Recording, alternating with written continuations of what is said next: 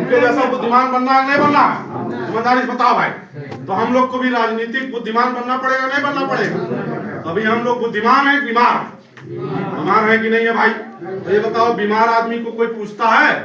बीमार आदमी की कहीं चर्चा होती है? सुनो भाई, बीमार आदमी की कोई चर्चा होती है? नहीं। देख लो, कोरोना हुआ था। कोरोना में अगर सगा भाई मर गया तो उसके लाश के पास कोई नहीं गया कि छू दूंगा तो मुझे भी हो जाएगा। लेकिन डॉक्टर जाता था नहीं जाता था? बड़ा बड़ा शील्ड पहन के जाता था नहीं जाता था? ईमानदारी से बताओ भाई। लेकिन वो आप उसका भाई नहीं है, वो फिर भी वो जाता था उसको बचाने के लिए। लेकिन आपका वो सगा खून है, सगा भाई है, फिर भी आप उसके पास नहीं गए, इसको छू लूंगा तो मैं भी मर जाऊंगा। इतना डर था कि नहीं डर था? अरे भाई बताओ भाई, डर था कि नहीं था? तो बीमार आदमी से सब भागते हैं, सही है नहीं सही? तो हम बीमार हैं, हमारी बिरादरी, तो सब हम लोग हमसे सब दूर भागते हैं नहीं भागते हैं? हमको बगल बैठाते हैं नहीं बैठाते हैं?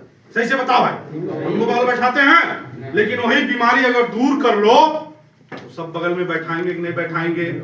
क्या आप दलित भाई पहले बीमार थे कि नहीं थे? बीमार थे कि नहीं थे भाई? बीमार थे तो गोबर का दाना खाते थे, बगल ऐसे बैठने नहीं दिया जाता था, दिन में निकलने नहीं दिया जाता था। यादव भाई भी पहले बीमार थे तो उनको चरवाहा कहा जाता था, साठा पाठा ठेंगना बुद्धि 12 बजे कहा जाता था नहीं कहा जाता था? नहीं कहा जाता था। वो जब बीमार थे तो सब कहा जाता था, लेकिन माननीय मुलायम सिंह ने उनको बुद्धिमान बना दिया, बीमारी दूर करके स्वस्थ कर दिया। तो आज यादव जी कह के बुलवाए कि नहीं बुलवाए? ईमानदारी से बताओ भाई, बुलवाए कि नहीं बुलवाए? दलित भाई भी बीमार जब तक था तो चमरा लोग उसको कहते थे, लेकिन काशीराम जी ने जब उनको बुद्धिमान बना दिया, सब बीमारी दूर कर दिया खोपड़ी से, तो आज उनको दलित भाई कहते हैं नहीं कहते हैं? कहते हैं नहीं कहते? ईमानदारी से बताओ भाई। बगल की कुर्सी बैठाते हैं नहीं बैठाते हैं? अब बैठाते ही नहीं है। पहले बैठने नहीं देते थे, अब बैठने के लिए लोग तरस रहे हैं। मायावती जी से मिलने के लिए लोग तरस रहे हैं, उनका पैर छूने के लिए लोग तरस रहे हैं। नहीं तरस रहे हैं? तरस रहे नहीं तरस रहे? ये है राजनीति का खेल, ये है सत्ता का खेल। सही नहीं सही भाई? अरे भाई, आपके गांव में कोई बीमार हो जाए तो उसको कहाँ ले जाते हो? बेहोश हो जाए, झोला छाप डॉक्टर चौराहे बैठते होंगे, ले जाते हैं उसके पास। अरे भाई, बेहोश हो जाए झोला छाप ठीक कर पाएगा? नहीं कर पाएगा ना? कर पाएगा?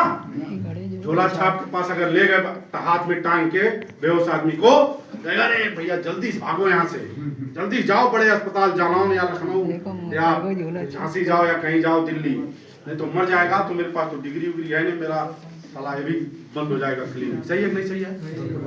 सही है नहीं सही है? लेकिन जब आप एक बड़े अस्पताल में जाते हो जहां एक पढ़ा लिखा MBBS MD, किताब की जानकारी, शरीर की जानकारी, सब कुछ उसको बड़ा पढ़ा लिखा वेल एजुकेटेड रहता है, तो ऐसे हाथ पकड़ता है, कहता है जाओ भैया 1 लाख का इंतजाम करके ले आओ, तुम्हारी बहन को तुम्हारे भाई को हार्ट अटैक हो गया, इनकी हार्ट दिल है, दिल की जो नली है वो ब्लॉक हो गई है, उसका ऑपरेशन करना पड़ेगा, और जाओ जल्दी से 1 लाख ले आओ, मैं तुम्हारे बच्चे को तुरंत होश में लाके तुम्हारी बहन को दे दूंगा, लेकिन जाओ पैसा लेके आओ।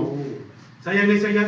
मतलब वो गारंटी लेता है नहीं लेता कि मैं तुम्हारे भाई तुम्हारी बहन तुम्हारे बेटे को ठीक कर दूंगा, 100% ठीक कर दूंगा, लेकिन तुम जाओ लाओ इतना पैसा लगेगा। ठीक करता है नहीं करता है? क्यों करता है? क्योंकि वो पढ़ा लिखा रहता है, किताब के बारे में, शरीर के बारे में सब कुछ उसको पता रहता है, तो तुरंत इलाज कर देता है नहीं कर देता है? तो आप कितनों गरीब रहो, आप वो कहेगा 1 लाख, तो आप कहोगे अरे साहब और पैसा लगे तो लगा लिए जा, लेकिन हमारे बेटुआ बचा लीजिए। कहते नहीं कहते? ईमानदारी से बताना भाई, कहते नहीं कहते कि साहब हमारे बेटे को बचा लीजिए, 1 लाख नहीं मैं 2 लाख दे दूंगा, लेकिन मेरे बेटे को मेरी बेटी को जिंदा कर दीजिए। कहते नहीं कहते हैं? लेकिन वही आप झोला छाप के पास एक बुखार की दवा लेने जाते हो, अगर वो 150 मांग ले, 100 रुपया मांग ले, तो आप क्या कहते हो?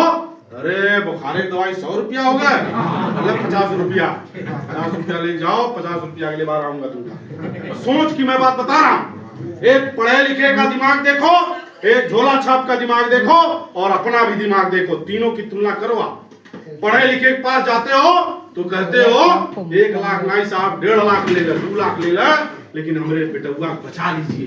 लेकिन आप झोला छाप के पास जा रहे हो, अगर वो 100 रुपया मांग रहा है तो आप 100 रुपया देने में कतराते हो, कहते हो कि 50 रुपया ले लो, 100 रुपया ले रहे हो, बाद में आऊंगा दे दूंगा। क्यों कहते हैं उससे? क्योंकि वो कम पढ़ा लिखा रहता है, कम बुद्धिमान रहता है, कम होशियार रहता है, कम जानकार रहता है।